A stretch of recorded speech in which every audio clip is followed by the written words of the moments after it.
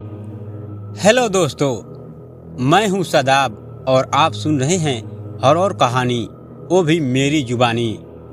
दोस्तों, आज की हमारी कहानी उत्तराखंड के एक वीरान गांव में मौजूद एक खौफनाक हवेली की है।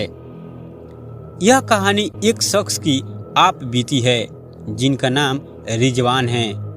रिजवान पेशे से एक पत्रकार हैं जो अजीबोगरीब और रहस्यमयी घटनाओं की सच्चाई उजागर करने के लिए जाने जाते हैं। लेकिन इस बार उन्होंने जो जगह चुनी वो उनकी जिंदगी की सबसे बड़ी भूल साबित हुई।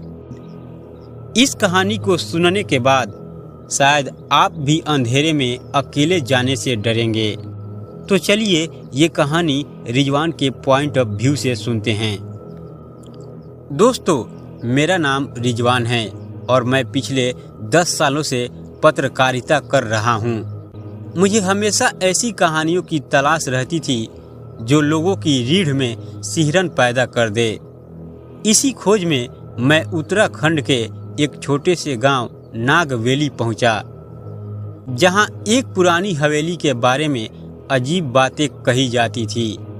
लोगों का कहना था कि जो भी उस हवेली में रात गुजारने गया वो वापस नहीं लौटा। कुछ का मानना था कि वहाँ कोई अदृश्य शक्ति है जो लोगों को अपना शिकार बना लेती है। मेरे लिए यह एक दिलचस्प कहानी थी जिसे उजागर करना जरूरी था। लेकिन मुझे क्या पता था कि यह सिर्फ एक कहानी नहीं बल्कि एक भयानक हकीकत थी। रात के 11 बजे मैं अपनी टीम के साथ हवेली की तरफ बढ़ा। मेरी टीम में 2 लोग थे, राहुल और प्रियंका। हवेली के करीब पहुंचते ही हमें एक अजीब सा सन्नाटा महसूस हुआ।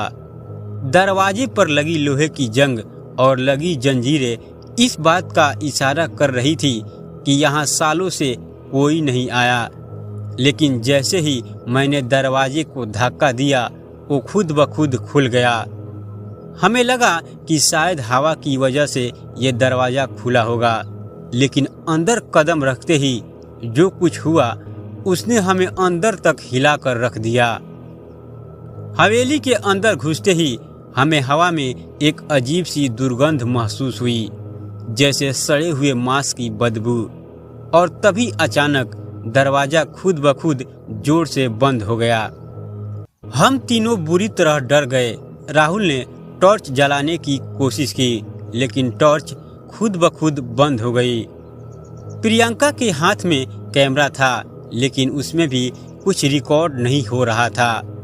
हवेली के अंदर एक बड़ी सी तस्वीर टंगी थी। जैसे ही मैंने टॉर्च की रोशनी तस्वीर पर डाली, मुझे ऐसा लगा कि तस्वीर की आंखें मेरी तरफ घूर रही है। अचानक प्रियंका ने घबरा कर कहा, रिजवान, कुछ तो गड़बड़ है, हमें यहाँ से निकल जाना चाहिए। लेकिन मैंने इतनी जल्दी हार मानने वाला नहीं था। मैंने कहा, हम यहाँ सच जानने आए हैं और जब तक हमें कुछ मिलेगा नहीं, हम यहाँ से नहीं जाएंगे। राहुल ने हिम्मत जुटाकर एक कमरे का दरवाजा खोला, लेकिन जैसे ही उसने अंदर कदम रखा वो अचानक जमीन पर गिर पड़ा और तड़पने लगा। उसके मुंह से झाग निकल रहा था और उसकी आंखें सफेद हो गई थी। वो किसी और भाषा में कुछ बड़बड़ा रहा था। प्रियंका और मैंने उसे उठाने की कोशिश की, लेकिन तभी हमने एक खौफनाक आवाज़ सुनी, तुम लोग यहाँ क्या करने आए हो? चले जाओ यहाँ से, वरना तुम भी उन्हीं में से एक बन जाओगे। हमने पलट कर देखा तो सामने एक अधजली औरत खड़ी थी। उसके शरीर से धुआं उठ रहा था और उसके चेहरे पर खून से सनी दरारें थी। हम तीनों चीख पड़े और भागने की कोशिश करने लगे, लेकिन तब तक बहुत देर हो चुकी थी। जब हमने भागने की कोशिश की तो ऐसा लगा जैसे हवेली हमें निगल रही हो। हम जिस दरवाजे से अंदर आए थे वो अचानक गायब हो गया।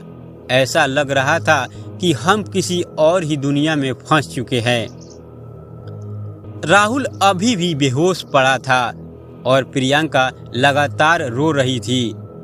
मैंने अपने फ़ोन से कॉल करने की कोशिश की, लेकिन नेटवर्क पूरी तरह गायब था। तभी अचानक हवेली के एक कोने से किसी के रोने की आवाज़ आई।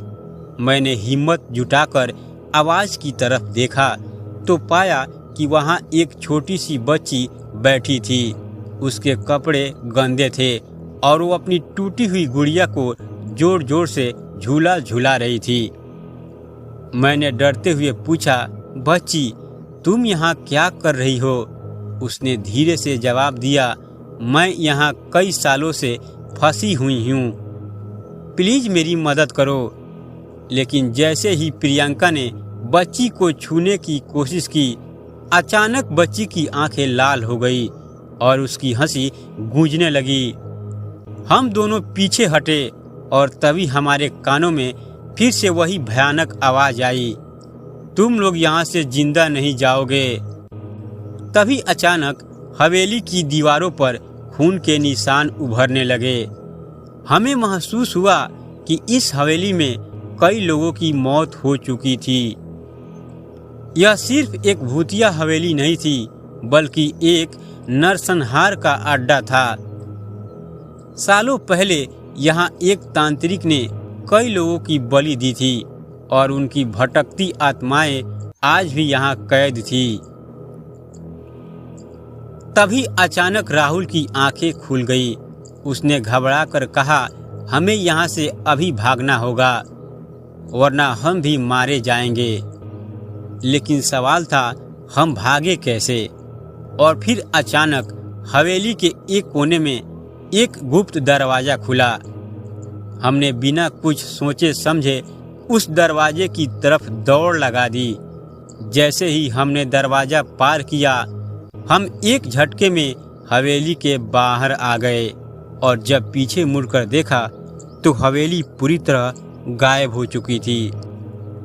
जब हमने गांव के बुजुर्गों से इस बारे में पूछा तो उन्होंने बताया कि वो हवेली कभी अस्तित्व में थी ही नहीं। जो भी उसके अंदर जाता है वो कभी वापस नहीं आता। लेकिन हम वापस आ चुके थे। तो क्या हवेली का श्राप टूट चुका था या फिर अब हम भी श्रापित हो चुके थे?